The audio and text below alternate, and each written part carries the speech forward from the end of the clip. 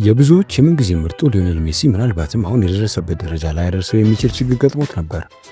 አሁን ላይ ሊዮኔል ሜሲ 900 ግቦች ላይ ደርሷል። ይህንን ተአምር እንዴት አደረገው? በጁን 24 1987 የተወለደው ሊዮኔል አንድሬስ ሜሲ ከሁለት ወንድሞቹና አንድ እህቱ ቀጥሎ የቤቱ የመጨረሻው ልጅ ነው። ከዝቅተኛው የኢኮኖሚ ማህበረሰብ የሚመደቡት የሜሲ ወላጆች የመጨረሻው ልጃቸው ከዛ ሁሉ ነፃ የሚያወጣ እንደሆነ አልገመቱም ነበር። የሁልጊዜም ባለውለታው አያቱ ነበረች። በጥረቱ ምክንያት ትኩረት የማይሰጠውን ታዳጊ አሰልጣኙ በአንድ ጨዋታ ቀይሮ እንዲያስገባው የጠየቀችው። ቤተሰቦቹም ቆጥቦ ታኬታ እንዲገዙለት አደረገች።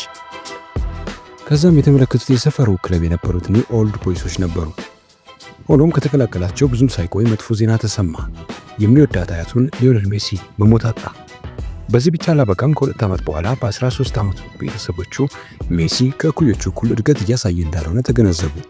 ቁመቱ ሜትር ከ50 ማለፍ አልቻለም። ይህ አሳስቧቸው ወደ ሕክምና የሄዱት ቤተሰቦቹ የሰሙትን ማመን አልቻሉም። ልጃቸው የእድገት ሆርሞን ችግር እንዳለበት ተረዱ። በሽታው በሚወጋ መርፌ የሚድን መሆኑ እፎይ ቢያሰኛቸውም ለሕክምናው የሚወጣው ወጪ መወደድ ግን አሳሳቢ ሆነ። በዚህ ሰዓት ነበር የስፔኑ ባርሴሎና ሊያሳክመውና በምላሹም ተጫዋቹን የግሉ ሊያደርገው የጠየቀው። በስምምነቱ መሰረትም ሕፃኑ ወደ ባርሴሎና ሊያቀና ወሰነ። ከጉዞ በፊት ግን የአሁኗን የልጆቹን እናት መሰናበት ነበረበት። አንቶኔላ ረኩዞ። አንቶኔላ ሜሲ ኒው ኦልድ ቦይስ በነበረበት ጊዜ የነበረ ጓደኛው የአጎቱ ልጅ ነች። በአንድ እይታ የተዳከመው ሊዮኔል ሜሲ የአሁን ሚስቱን ሳያውቀው ነበር በልጅነቱ ያገኘው። በአሁኑ ሰዓት የሶስት ልጆች አባት የሆነው የምንጊዜ ምርጡ ሊዮኔል ሜሲ 900ኛ ግቡን በኢንተር ሚያሚ ያስቆጥሯል። 900 ዝም ብሎ ቁጥር ብቻ አይደለም። ሊዮናርዶ ዳቪንቺ አንድ ሞናሊዛን ሲስል ሜሲ ግን 900 የጎል ሞናሊዛዎችን አስቆጥሯል። ገና በለጋ ዕድሜው ካስቆጠረው የባርሴሎና ጎሉ እስከ ፊዚክስን የሚያስንቅ ቺፖቹ፣ በቅርብ ርቀት ከሚያስቆጥራቸው በረኞችን ወደ ሐውልትነት እስከሚቀይረው ቅጣት ምቶቹ የጎሎቹ አካሎች ናቸው።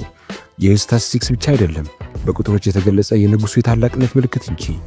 በ21 የጀግንነት የውድድር ዓመታት ለክለቦቹ ለብሔራዊ ቡድኑ ለዓመታት የዘለቀ ማንነትን የሚያስመሰክር ቁጥር 900 ለገለልተኞች ታላቅ ታሪክ ሲሆን፣ ለወዳጆቹ ግን ትልቅ የእግር ኳስ ስጦታ የሆነው ሊዮኔል ሜሲ በስንት ግቦች እግር ኳስን ያቆም ይሆን?